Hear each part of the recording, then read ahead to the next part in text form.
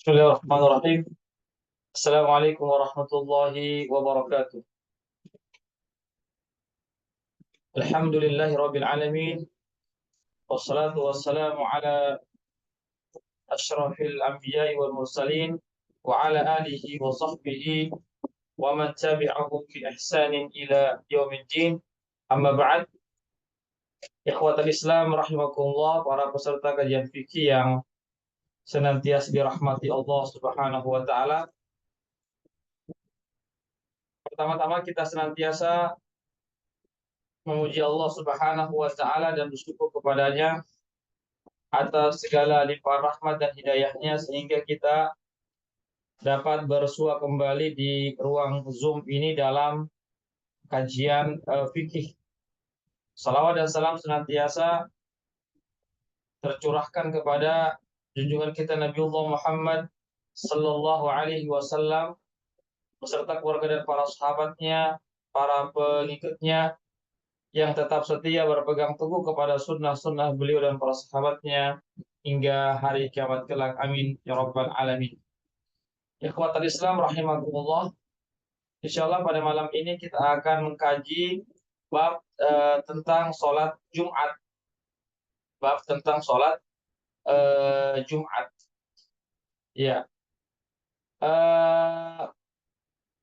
Sholat Jumat keutamaannya adalah bahwasanya Rasulullah Shallallahu Alaihi Wasallam memberikan atau memerintahkan atau memotivasi kaum muslimin untuk melaksanakan sholat Jumat. Bahkan beliau memberikan warning, ancaman bagi orang yang meninggalkan sholat Jumat. Ya, sebagaimana Rasulullah Shallallahu Alaihi Wasallam pernah menyampaikan atau mensabdakan yang bunyinya la yantahiyanna aqwamun an wad'ihim al-jumu'at aw la yakhtimanna ala qulubihim thumma la yakunanna minal ghafilin. Ini hadis sahih yang diriwayatkan oleh Imam Muslim. Beliau mengatakan sungguh orang-orang yang meninggalkan sungguh hendaklah orang-orang yang meninggalkan sholat berjumat. Jumat itu hendaklah mereka berhenti dari meninggalkan sholat Jumat. Atau kalau tidak, maka Allah Subhanahu wa taala akan mengunci hati-hati mereka, lalu mereka pun menjadi orang-orang yang lalai. Ya.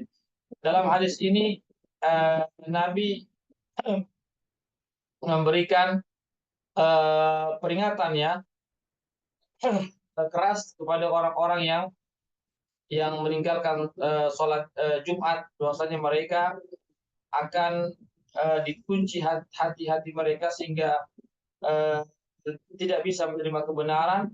Kemudian mereka pun akan menjadi orang-orang yang lalai dari Allah Subhanahu wa taala. Ini betul-betul menunjukkan begitu wajibnya sholat Jumat dilaksanakan. Ikhwatal Islam azakumullah. Jadi sholat Jumat ini juga disebutkan dalam hadis yang lain bahwasanya sholat Jumat ini adalah hari rayanya orang Islam. Ya, hari Jumat ini adalah hari rayanya orang umat Islam ya pada hari Jumat tersebut, sebagaimana disebutkan dalam hadis Rasulullah Shallallahu Alaihi Wasallam. Ya, kemudian disebutkan dalam hadis yang lain, hadis yang diriwayatkan oleh Abu Dawud dan yang selainnya, yang disahihkan oleh Syekh Al-Albani dalam kitabnya, bahwasanya Rasulullah Shallallahu Alaihi Wasallam bersabda, "Man taraka salata jum'in tahawunan taballahu ala qalbihi." Auzubillahi min dzalik. Barang siapa yang meninggalkan tiga Jumat berturut-turut, ya, tiga Jumat, ya, barang siapa yang meninggalkan tiga waktu Jumat, ya, maka secara apa namanya, secara meremehkan, ya, atau ia tidak memperhatikannya, maka Allah Subhanahu wa taala akan mengunci hatinya. Nauzubillahi min dzalik. Ini ancaman keras bagi siapa yang coba-coba meninggalkan sholat Jumat sebanyak 3 kali, maka Allah Subhanahu Wa Taala akan menguji hati-hati mereka. Ikhwatal Islam azakumullah. Kemudian kita beralih kepada hikmah pelaksanaan sholat Jumat. Apa hikmahnya? Kenapa kita diperintahkan oleh Allah Subhanahu Wa Taala dan Rasulnya untuk melaksanakan sholat Jumat secara berjamaah tentunya? Ya, itu tujuannya atau hikmahnya adalah untuk mendapatkan pahala. Ya, untuk mendapatkan pahala karena dengan berjalan kaki, dengan memperbanyak langkah itu semua dihitung ibadah oleh Allah Subhanahu wa taala. Bahkan menunggu masuknya waktu sholat itu juga merupakan ibadah di sisi Allah Subhanahu wa taala.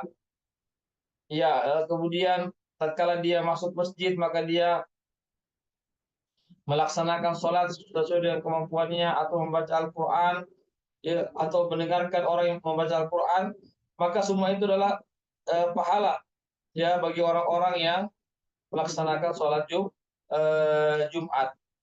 Ya, bahkan para malaikat pun mendoakan orang-orang yang sakit dengan doanya Allahumma gfir lahu wallahumma arhamhu ma lam yu'di aw yahdus. Ya, ya Allah, ampunkanlah dia dan rahmatilah dia. Ini doanya malaikat ya kepada orang-orang yang bersegera melaksanakan sholat Jumat. Ya, yang kedua adalah hikmahnya Allah Subhanahu Wa Taala memerintahkan kepada kita untuk melaksanakan sholat Jumat. Hikmahnya adalah al-istifadah, yaitu agar seseorang bisa mengambil faidah-faidah yang banyak dari orang-orang atau jamaah-jamaah yang lainnya. Artinya dengan adanya haji ini kita bisa saling tukar informasi, saling berdiskusi atau saling mengajarkan di antara kita. Ikhwatal Islam azakumullah, ya, itu terkait hikmah yang kedua, artinya kita mengambil faidah-faidah, manfaat-manfaat ataupun pelajaran-pelajaran dari pertemuan kita setiap satu kali dalam sepekan yang disebut dengan sholat Jumat. Ya. Kemudian yang ketiga hikmah di ya hikmah dalam pelaksanaan sholat Jumat, ya, di antara hikmahnya adalah at-ta'aruf. At-ta'aruf itu saling mengenal, ya, artinya dengan kita melaksanakan sholat Jumat secara berjamaah di masjid, maka kita akan saling mengenal satu dengan yang lainnya, hingga yang akan memperkokoh daripada khazanah ilmuwan kita. Ya, ikhwatal Islam azakumullah, ya, tentang jumlah bilangan sholat Jumat, ulama berbeda pendapat. Ada yang mengatakan minimal 40, ada yang mengatakan bisa 12 orang minimal, ada yang mengatakan bahkan minimal 3 orang. Ya, minimal 3 orang. Ya, tentu mereka para ulama memiliki landasan-landasan yang sama, tapi boleh jadi ada perbedaan pendapat, ya. Ikhwatul Islam a'azakumullah. Ya, di sini ya tentang sekali lagi ya tentang jumlah jamaah yang sehingga bisa dilaksanakan sholat Jumat, sebagaimana tadi saya katakan ada perbedaan pendapat para ulama. Yang mengatakan mesti minimal 40 orang, yang kedua minimal 12 orang, yang ketiga minimal 3 orang. Ya, silakan kita mengambil pendapat yang mana yang kita anggap rojih atau pendapat yang cukup kuat. Kemudian syarat sholat Jumat. Ya, syarat sholat Jumat, yaitu syaratnya adalah tentu dia adalah seorang Muslim laki-laki dewasa yang berpenduduk setempat. Artinya dia tinggal di sebuah tempat, ya, atau penduduk setempat, ya, dia bukan pendatang. Ya. Yang kedua adalah dikerjakan pada waktunya, yaitu waktu daripada pelaksanaan sholat Jumat itu, ya, ulama-ulama berbeda pendapat tentang waktunya. Adapun pendapat jumhur mengatakan waktu pelaksanaan sholat Jumat itu yaitu di waktu zuhur. Di waktu zuhur itu sudah waktu sholat zuhur itu ya sudah bisa dilaksanakan sholat Jumat. Ya. Kemudian syarat yang ketiga adalah sholat Jumat itu dilaksanakan di sebuah kampung atau di sebuah desa atau di sebuah kota. Tidak bisa dikerjakan artinya di tempat-tempat yang jauh dari kota, ya, atau di tengah perjalanan misalnya, ya, itu tidak dibolehkan. Jadi harus eh, dikerjakannya di sebuah kota atau di sebuah desa atau di sebuah di sebuah kota yang mana penduduknya itu adalah penduduk setempat, bukan musafir. Yang keempat adalah sholat Jumat itu didahului oleh dua khutbah. Dua kali khutbah, artinya dua kali khutbah ini diselingi dengan duduk sebentar, lalu melanjutkan lagi khutbah yang kedua. Hal ini eh, sebagaimana yang dicontohkan dalam hadis Rasulullah Shallallahu Alaihi Wasallam, ya, terkait mesti ada dua khutbah, tidak boleh satu. Dua khutbah ini mendahului daripada sholat Jumat. Ikhwatal Islam, azakumullah, ya, itu terkait tentang eh, sholat atau yang disebut dengan syarat-syarat, ya, sahnya sholat Jumat. Ikhwatal Islam, azakumullah, ya. Kemudian yang berikutnya adalah, ya, yang kedua, dari Jabir berkata bahwasanya Nabi kita Muhammad SAW apabila beliau berkhutbah maka mata beliau itu memerah, menjadi merah, dan suara beliau itu diangkat, ya, bahkan beliau sangat marah sekali, ya. Ikhwatul Islam, azakumullah, ya, lihat bagaimana ketika Nabi khutbah, maka Nabi pun berkhutbah dengan penuh, artinya penuh dengan kemarahan, ya. Eh, Maaf, bukan penuh kemarahan, itu penuh dengan eh, suara yang tinggi, ya. Begitu juga meningkat rasa amarahnya dan seterusnya, ya. Dan beliau juga sampai disebutkan kedua mata beliau pun memerah. Itu menunjukkan bahwasanya beliau, ya, betul-betul, ya, bersungguh-sungguh dalam eh, berkhut berkhutbah. Ikhwatal Islam, azakumullah, ya. Kemudian yang berikutnya adalah eh, disunahkan untuk berkhutbah di atas mimbar, ya. Jadi khutbah di atas mimbar ini hukumnya bukan wajib tapi disunahkan. Jadi eh, masuk ke dalam masjid lalu melaksanakan sholat, ya, melaksanakan sholat, ya. Kemudian setelah itu, ya, imam berkhutbah, ya. Sebelum imam berkhutbah maka dia harus menghadap dulu jemaah, selain mengucapkan salam assalamualaikum warahmatullahi wabarakatuh, ya. Kemudian beliau pun duduk sambil eh, apa namanya sambil kemudian, ya, ya, yustahabu an yaktuba ala mimbar, dan disarankan untuk berkhutbah di atas mimbar. Faida so'ada akbala ala nas wasallim alaihim. Apabila dia sudah naik ke mimbar, maka hendaklah dia menghadapi musuhnya, ya, berhadapan dengan orang-orang, ya, lalu dia memberikan salam kepada jemaah, kemudian dia duduk, kemudian setelah itu adalah dikumandangkan azan. Ini sedikit tata cara, ya, pelaksanaan sholat Jumat. Ikhwatal Islam, azakumullah. Kemudian, ya, setelah itu dia khatib berkhutbah, ya, kemudian duduk lagi, kemudian berkhutbah dengan khutbah yang kedua. Itu tentang tata cara pelaksanaan sholat Jumat. Summa tuqamu sholat, kemudian setelah selesai 2 rakaat itu, maka sholat pun disempurnakan, ya, sholat itu disempurnakan. Ya, apabila sholat itu sudah ditegakkan, maka hendaklah melaksanakan sholat 2 rakaat dengan menjaharkan pada rakaat pertama dan yang kedua. Adapun rakaat ketiga atau keempat itu eh, ya maka eh, di sini disebutkan ya ikhwatul Islam wajazakumullah ya menjaharkan pada bacaannya rakaat pertama dan kedua, adapun rakaat yang ketiga atau keempat tidak dijaharkan bacaannya. Kemudian disunahkan bagi orang yang mendatangi sholat Jumat, hendaklah dia mandi terlebih dahulu supaya badannya segar, ya tidak mengantuk, ya kemudian bersih dan seterusnya.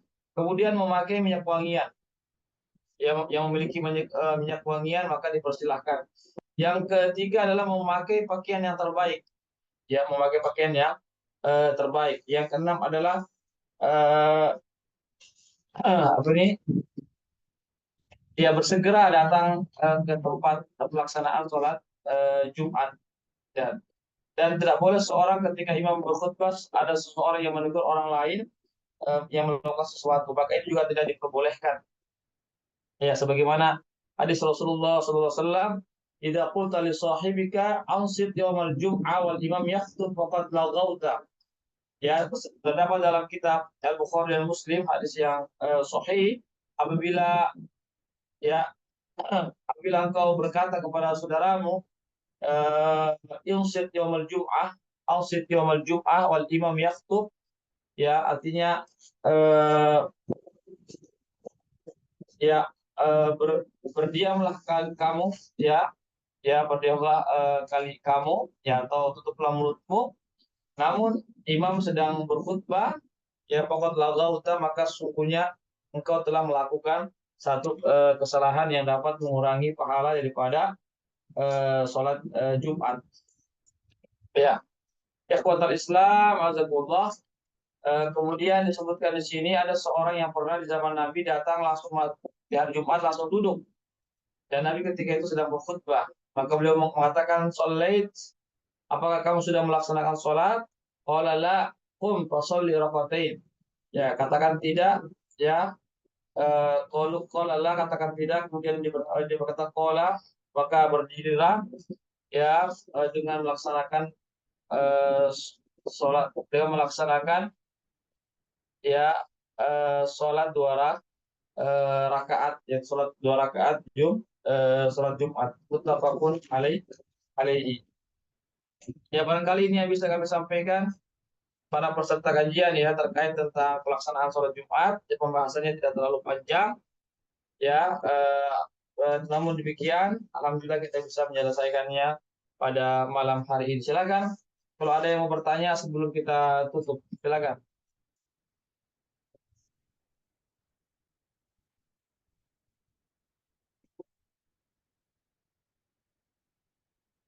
Yang bertanya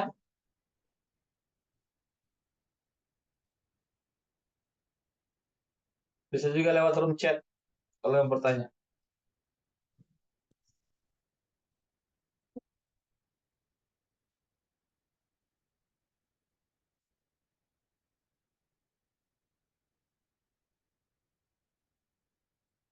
Ya, ada pertanyaan ini, apakah sholat Jumat bisa dijamak qashar?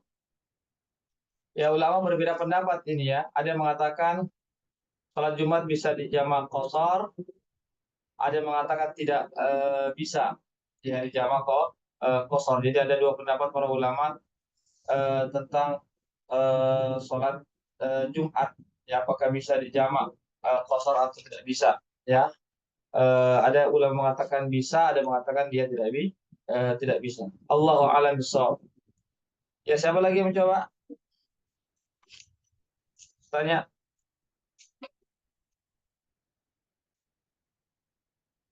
Tidak ada ya?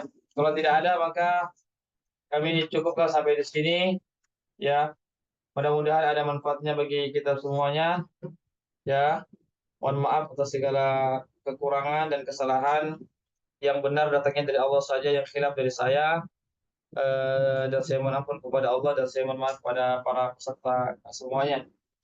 Semoga kita senantiasa diberikan keistiqomahan untuk terus mengkaji agama Allah Subhanahu wa taala, dan yakinlah setiap waktu yang kita luangkan, kemudian tenaga yang kita berikan dalam menuntut ilmu, insya Allah semuanya akan bernilai di sisi Allah Subhanahu wa taala. Oleh karena itu kita perlu mengikhlaskan daripada niat-niat kita dalam menghadiri majelis-majelis seperti ini.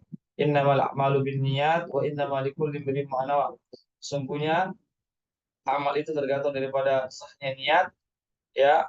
Dan setiap orang itu akan dibalas apa yang dia niatkan. Dan kami juga ucapkan jazakallahu khair kepada donatur yang sudah berpartisipasi dalam pelaksanaan kajian rutin kita. Semoga Allah SWT memberikan balasan yang terbaik dan menjadikan sebagai investasi di hari akhirat kelak bagi yang sebagai donatur dalam kajian kami. Demikianlah apa yang bisa kami sampaikan. Mohon maaf jika ada segala kata-kata yang kurang berkenan, yang keliru, mohon maaf sekali lagi. Kami tutup dengan membaca doa ini, insya Allah ada rekamannya, insya Allah, dan akan kami kirimkan di rekamannya ke grup, insya Allah. Barakallahu fikum. Kami tutup dengan membaca doa penutup majelis. Subhanakallahumma bihamdik, asyhadu an la ilaha illa anta, astaghfiruka wa atubu ilaik. Wassalamualaikum warahmatullahi wabarakatuh. Waalaikumsalam warahmatullahi wabarakatuh. Waalaikumsalam warahmatullahi wabarakatuh. Syukran jazakallah Ustaz. Afwan wa iyyakum.